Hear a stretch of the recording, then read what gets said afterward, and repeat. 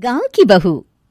क्या सावित्री, मैंने सुना है कि मालती की बहू ने अपने सास ससुर को घर से निकाल दिया है।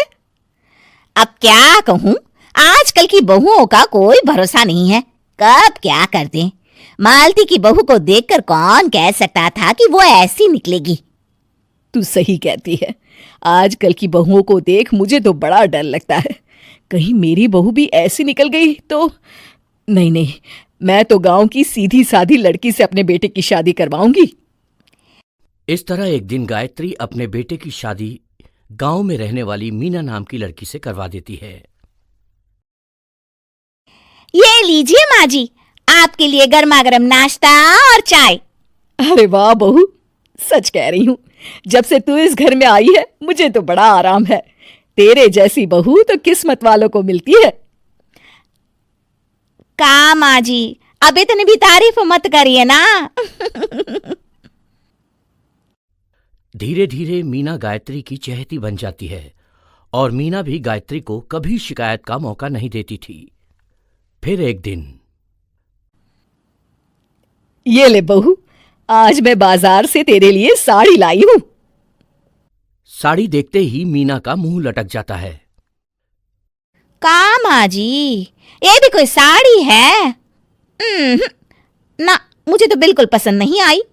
अरे लाना ही था तो कोई अच्छी महंगी वाली साड़ी ले आती मेरे लिए। आप तो ये सस्ती साड़ी उठा लाई। मुझे नहीं ना चाहिए आपकी ये साड़ी, आप ही पहनिए इसे। अरे ये क्या बहू, तू तो आजकल कुछ ज्यादा ही नखरे दिखा रही है। मैं इतने प्यार से तेरे लिए साड़ी लेकर आई हूं और तू है कि उल्टा मुझे ही दो बातें सुना रही है। अरे माँ जी, आप अपने लिए तो बड़ी डिजाइनदार और महंगी महंगी साड़ियां खरीदती हैं और मेरे लिए ये सस्ती साड़ी ले आई। आप समझती हैं कि मैं गांव से आई हूं इसलिए मुझे कुछ नहीं पता। हाँ, अरे कुछ नहीं, तुझे शहर की हवा लग गई है बहू। इस तरह दोनों सास बहू में रोज किसी न किसी बात पर लड़ाइयां शुरू हो जाती थीं। एक दिन गायत्री अपनी कुछ सहेलियों को अपने घर चाय पर बुलाती है। अरे बहू, मेरी सहेलियों के लिए बढ़िया चाय नाश्ता तो बना दे। अरे माँ जी, अभी ना मेरे पास बिल्कुल भी समय नहीं है, मुझे ब्यूटी पार्लर जाना है। चाय नाश्ता आप ही बना लीजिए। हाँ, तू कब से ब्यूटी पार्लर जाने लगी है? शहर आए 2 दिन नहीं हुए और देखो महारानी के नखरे शुरू हो गए। बस भी करिए माँ जी, आपसे बहस करने के लिए मेरे पास ना बिल्कुल टाइम नहीं है। आपका क्या है, आप समझती हैं कि मैं गांव से आई हूं तो मुझे कुछ नहीं आता, और आप जो रोज रोज मुझसे मेहमान नवाजी करवाती रहती हैं नौकरानी की तरह। मीना के कमरे में जाते ही, अरे ये क्या गायत्री, तू तो अपनी बहू की बड़ी तारीफ कर रही थी, लेकिन ये तो तुझे कुछ समझती ही नहीं। भाई मुझे तो लग रहा था कि तेरी बहू गांव की है तो सीधी सादी होगी, लेकिन इसने तो शहरी बहुओं को भी मात कर दिया। हाँ। अपनी सहेलियों के सामने अपनी बेइज्जती होते देख गायत्री आग बबूला हो जाती है। अरे क्या शहर और क्या गांव, मेरी तो किस्मत ही फूटी थी जो मैं इसे बहू बना के ले आई। भगवान जाने आगे और क्या क्या करेगी। अब तो मुझे कुछ ठीक नहीं लगता। तू जरा संभल के रहना, कहीं मालती की तरह तेरा भी हाल बेहाल ना हो जाए। अच्छा, अब हम चलते हैं।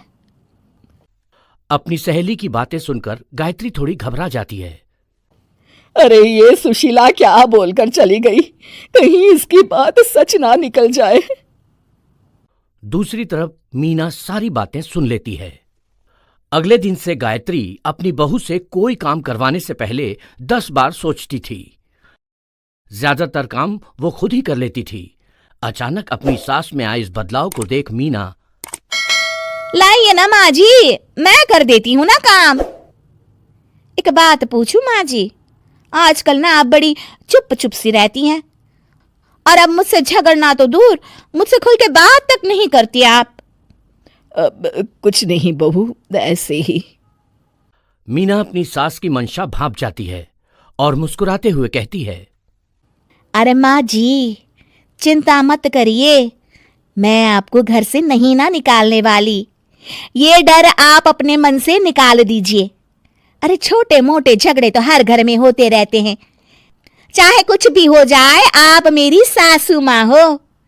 मैं तो जिंदगी भर आपकी सेवा करूंगी माँ जी। अपनी बहू की बातें सुन गायत्री को एक प्रकार का संतोष होता है और उसकी सारी चिंताएं दूर हो जाती है। गायत्री अपनी बहू को गले लगा लेती है। मुझे माफ कर दे बहू, मैं तुझे गलत समझ बैठी थी। कोई बात नहीं माँ जी, ये ना घर घर की कहानी है। हाँ।